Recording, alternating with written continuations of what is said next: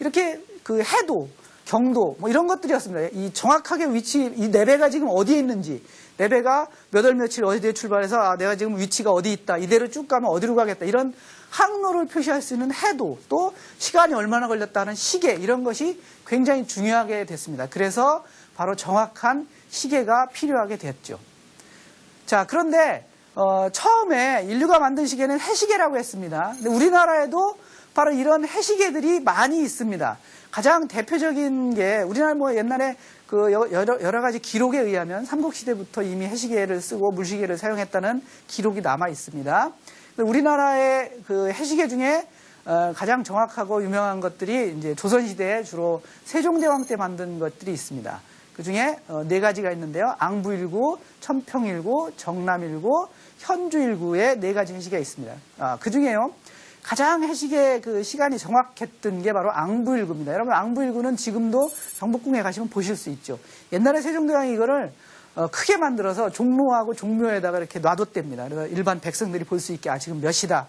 사실은 이 앙부일구는 휴대용도 있었습니다. 휴대용. 양반들이 이렇게 차고 다니는 휴대용도 있었어요.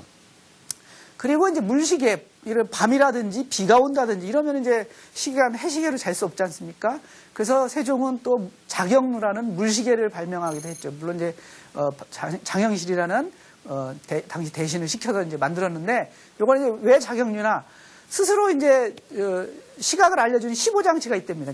뭐 예를 들어서 1시다 그러면 1시에 되면 땡, 1시 소리가 나는 거죠. 2시면 2번 소리가 나고. 어쨌든 그러니까 그때 당시에 벌써 이런 고급 시계, 아주 훌륭한 시계를 만들었으니까 과학적으로도 굉장히 우리나라가 발전했다는 걸 알 수 있습니다. 자, 그 이외에도요, 모래시계가 있다든지, 초를 태워서 초가 탄 길이를 가지고 재는 초시계가 있다든지, 뭐 여러 가지 시계가 있었습니다. 그런데 이제 본격적으로 기계시계가 등장한 것은 1270년경입니다. 이때 이제, 최초로 기계식, 시계가 등장했는데요.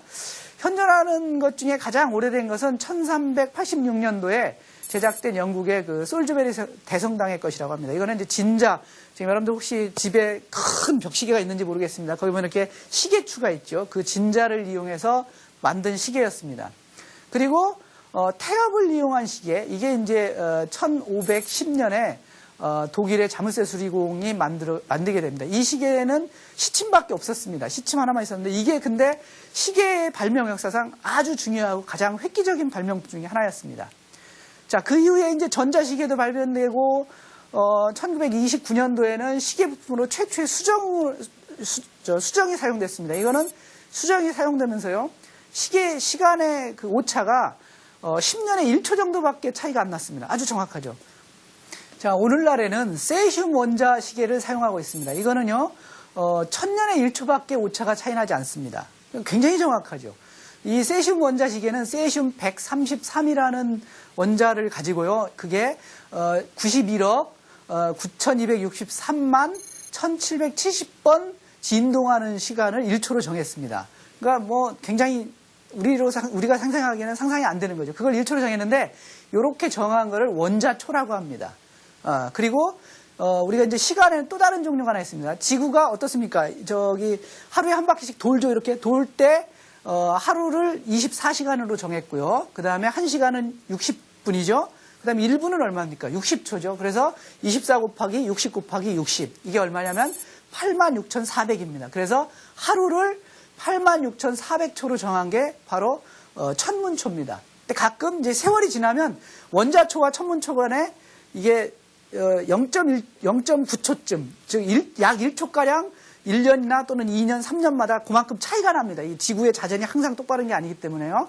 근데 그걸 이제 맞춰줍니다. 그런 걸 우리는 윤초라고 합니다. 이 윤초는 혹시 나중에 뭐 여러분들 기회가 있으면 다시 얘기를 하기로 하고요. 자, 어쨌든 이런 시간의 구간을 정확하게 측정하는데 그런 걸 처음 시도한 사람이 누구냐? 바로 갈릴레이입니다.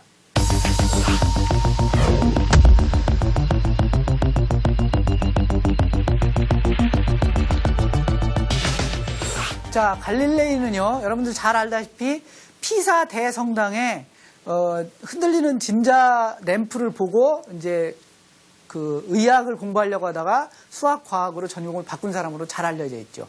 이 사람이 정확한 시계 이런 실험을 통해서 정확한 시계의 필요성을 인식하게 됩니다.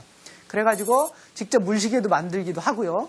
그래서 그런 걸 가지고 이제 피사의 사탑에서 실험을 하게 되죠. 근데 그거는 사실이라고 인정되는 게 아니고요. 이게 좀 여러 사람들에 의해서 갈릴레이를 조금 훌륭하게 만들기 위한 어떤 포장된 얘기입니다. 사실은 이런 그 경사진 면을 구르는 공을 가지고 실험을 하면 그와 똑같은 효과를 얻을 수 있습니다. 갈릴레이 얘기와. 자, 공이 하나 있는데 이 공이요. 이 크기와 무게에 상관없이 1초 동안 구른 거리는 1이다. 그럼 2초 동안 구른 거리는 얼마일까? 재보니까 이게 1초 동안 1이었는데 2초 동안 4가 됩니다. 그러면서 3초 동안 얼마일까? 해보니까 9가 되는 거예요. 즉, 이거는, 이게 보니까 구르는 게 공의 크기나 무게와 상관없이 흐르는 시간, 즉, 시간의 제곱에 비례하더라라는 사실을 알게 됩니다. 자, 이것이 바로, 이 갈릴레이가 알아낸 방법이고요. 그거가 바로, 이게 무거운 거, 가벼운 거를 떨어뜨렸을 때 서로 다르게 무거운 게 먼저 떨어진다. 이거는 아니란 얘기죠.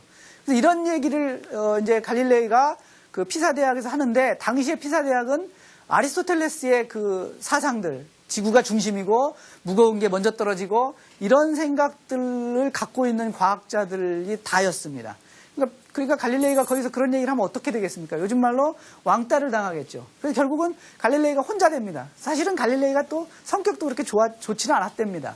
그래서 혼자가 돼서 결국은 그 피사 대학을 그만두게 됩니다. 그리고 나서 나중에 이제 다른 파두아 대학이라는 곳으로 다시 옮겨가게 되죠. 거기서 이제 18년 동안 있으면서 여러 가지 실험을 하게 됩니다. 그래서 그 사람이 이제 뒤에 나중에 또 소개를 하겠지만요. 2가지 중요한 책을 쓰게 됩니다. 그 중에 하나가 바로 2가지 새로운 과학이라는 책입니다. 여기서 이 갈릴레이가 그 피사에서의 그런 실험한 것들을 안 믿던 사람들한테 뭐라고 하냐? 과학의 문제에서 1000명의 권위는 단 한 사람의 추론만도 못하다. 이렇게 이 책에 써놓게 됩니다. 자, 갈릴레이가 망원경을 발명한 것은 과학의 역사에서 매우 중요한 사건이었습니다. 굉장히 큰 사건이죠. 왜냐하면 기존에는 그냥 생각만으로 뭔가를 했지 눈으로 직접 보여준 게 없었어요. 이 하늘, 천체, 우주에 대해서는. 그런데 이 갈릴레이라는 사람이 과학기구의 힘을 빌려서 드디어 처음으로 맨눈으로 볼 수 없었던 과학적 현상을 관측하게 됩니다. 또 그렇게 한 최초의 인물이기도 하고요. 그리고 이 사람이 더 중요한 건 뭐냐? 바로 그렇게 관측한 거를 그냥 놔둔 게 아니고 그걸 수학을 이용해서 여러 가지로 풀어내고 해석을 했습니다. 그리고 다음에 어떻게 될 것이다 라는 걸 예측을 했어요.